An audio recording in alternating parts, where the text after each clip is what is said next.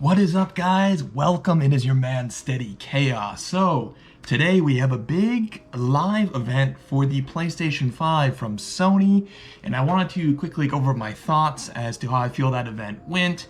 We got some information about the new PlayStation Plus collection, which will have a bunch of games from the PlayStation 4 generation available to people free of charge on the PlayStation 5, assuming you have PlayStation Plus, of course.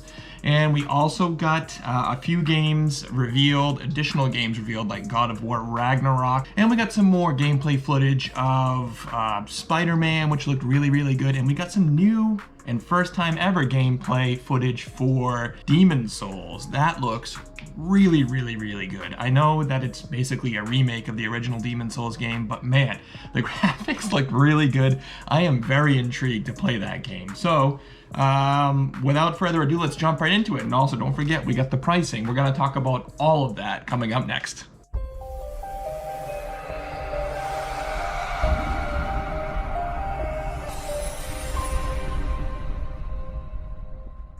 Alright guys, so I quickly wanted to flesh out the PlayStation Plus collection story really quick before we proceed into some of the gameplay footage that was revealed today and into the pricing information on the PlayStation 5 disc-based version and the PlayStation 5 digital. So the PlayStation Plus collection, as I mentioned, if you are a PlayStation Plus owner and you roll over to the PlayStation 5, you're going to have access to some of the PlayStation 4's most acclaimed and most well-received games ever.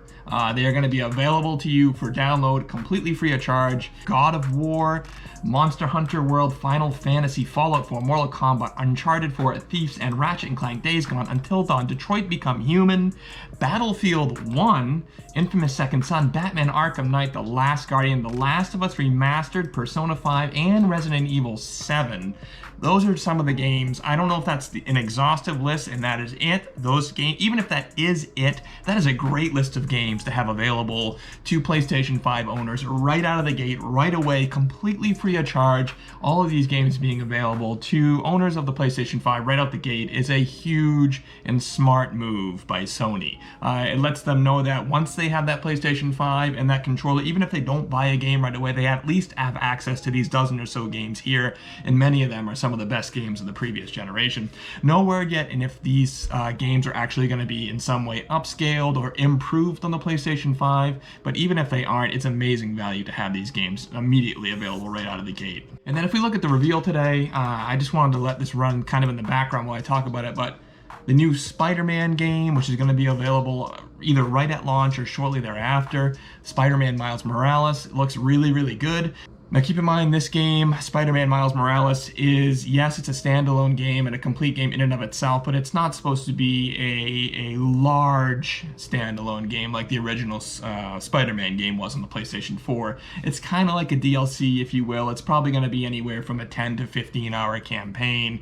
And, you know, it's going to be graphically improved for the PlayStation 5. I'm sure the gameplay experience is going to be improved. As far as I understand it, it's going to have a 4K 30 ray tracing mode, and then it's going to have a lower resolution 60 frame per second performance mode. And if Sony can kind of have that option for all games moving forward with the PlayStation 5, I think that would give the players some great choices. You know, a lot of people, they prioritize frame rates over 4K res, and a lot of people, they want that crystal clear 4K resolution with all of the graphical settings on max, and they don't mind playing at 30 frames per second. So giving the gamers more choice is certainly a good way to go. But I don't want to sit here and watch this entire clip, because it's a pretty long clip for Spider-Man Miles Morales, but suffice to say, it looks pretty damn good. But what I really wanted to look at again is Demon's Souls. I'm trying to find that. Here it is. So Demon's Souls, completely remastered, revamped from the ground up by Bluepoint Games and Japan Studio. This game looks so much better than any of the prior Demon's Souls games from a couple generations ago or even this generation. Look at this game. The character models are significantly improved. The lighting, the volumetric lighting, the ambiance, the game world, everything is drastically improved. The particle effects look much better. This game looks really enticing. I don't know if you've ever played a Demon Souls game, but they're action RPG games based in kind of like a medieval setting like this, hack and slash.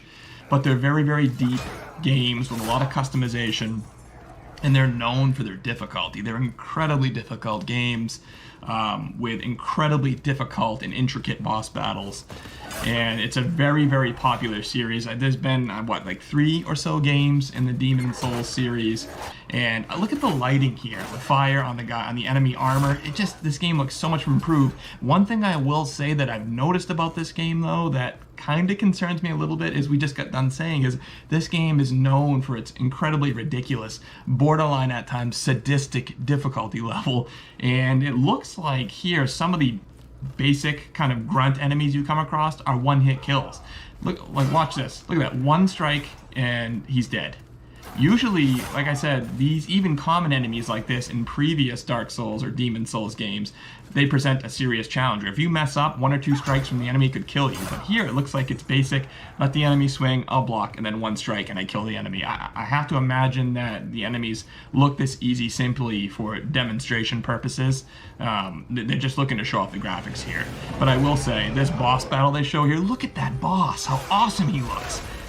This boss does not look easy. This looks like traditional Demon Souls gameplay that you would expect from an extremely difficult boss. Oftentimes, these bosses can be trial and error. It can take you 10, 15, 20 tries to beat a boss sometimes, maybe even more in Demon Souls games. So I really cannot wait to get my hands on this game. Yeah, he died. That's what you can expect to see a lot of when you play Demon Souls, is you died. But look at the fire effects. Man, the enemy character models look so well done. Look at those fire effects. This almost looks like a damn movie at times. Look at that. This looks amazing. This looks like an amazing remake. Animations are improved. Yeah, I can't wait to get my hands on this game. And this wasn't even necessarily a game that I was really looking forward to all that much. But after seeing this, yeah, count me in. One unexpected announcement here it comes. I was hoping we'd get something about The Last of Us Part 2 Factions multiplayer. Nothing. But this sort of made up for it here. Ooh, baby. If you played the original God of War, which coincidentally is going to be part of the PlayStation Plus collection, free of charge, offered to PlayStation Plus members on the PS5. If you played the original God of War, it's an awesome game. One of the best games of the generation, hands down. And now they already have the sequel clearly well into development. We are heading into the latter half of 2020, coming up on 2021 very, very soon. And now we have God of War Ragnarok, which appears to be a full standalone sequel coming from Sony Santa Monica Studios in 2021. Oh, this game is going to be, I bet you graphically, when you see this game, you are going to be effing blown away. What an announcement. Huge. We all knew that there was going to be a new God of War, but I didn't think it would come so early in the life cycle of the PlayStation 5. 2021 Santa Monica Studio. That is a big one right there. And then, of course, what's the other big news of the day? The price. How do you feel about the price of the PlayStation 5? Do you feel like Sony nailed it? Here we go. Here is the quick announcement for the price of the Sony PlayStation 5 disc-based 4K UHD version and the digital version. Here's the PS5. Now, a lot of people have issues with the size of the PlayStation 5 and the look, the overall aesthetic of the PlayStation 5. I think it looks awesome. I think it looks futuristic. I like the blue lighting, the blue bias lighting they have, and the grooves they have here. I think that the console looks futuristic. It looks sharp. It is a little bit on the big side, though, and I sympathize with people that are going to have a problem with that size, because certain people have certain entertainment stand dimensions and they just simply don't have the size to accommodate a PlayStation 5. But it is what it is. So you see here the PlayStation 5 $499.99 and the digital edition $399.99, available November 19th in the entire world, and then US, Japan, Canada, Mexico, Australia, New Zealand, and South Korea November 12th. Microsoft $499 for the X, $299 for the S. Wow, people like Sony's not going to be able to beat that. Well, they matched the X with the disc-based PS5, $499.99, which is a pretty solid deal. $500 bucks, that's exactly what I expected. And then they came in with $399.99 for the PS5 digital version, which is a great deal. I have to imagine Sony is taking quite a bit of a loss, at least early on in this generation, at $399.99. That is a great deal for these system specs. Yes, it's $100 more than the Xbox Series S, but if you have to decide between the Xbox Series S at $299.99 and the PlayStation 5 at $399.99 for only $100 more, but the PlayStation 5 is almost 3 times as powerful as the Series S.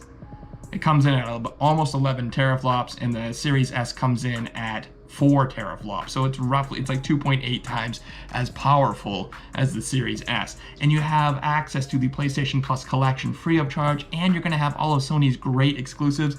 You'd have to be, I'm sorry, and I'm going to sound like a fanboy when I say this, and I'm not trying to be, you'd have to be brain dead to get the Series S over the digital PlayStation 5. Why would you do that? Why? Every exclusive that the Series S has or Series X has, it's going to come to Windows and PC anyway. And they don't even have any exclusives. Gears and Forza, woohoo! Like, it's the same thing they've had for the last 15 years. PlayStation is known for their exclusives, and for just $100 more, you get access to all of those exclusives, and you get a much more powerful system. So I really think that Sony got the pricing exactly right here. So November, so we only have, what is it, September 16th?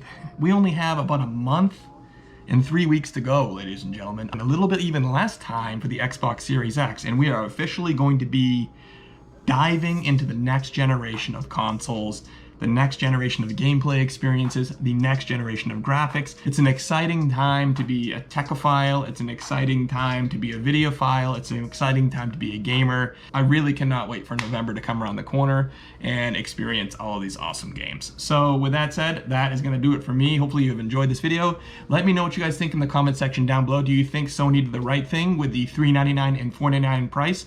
And if so, why do you think that? And until next time, guys, I will see you soon. Later.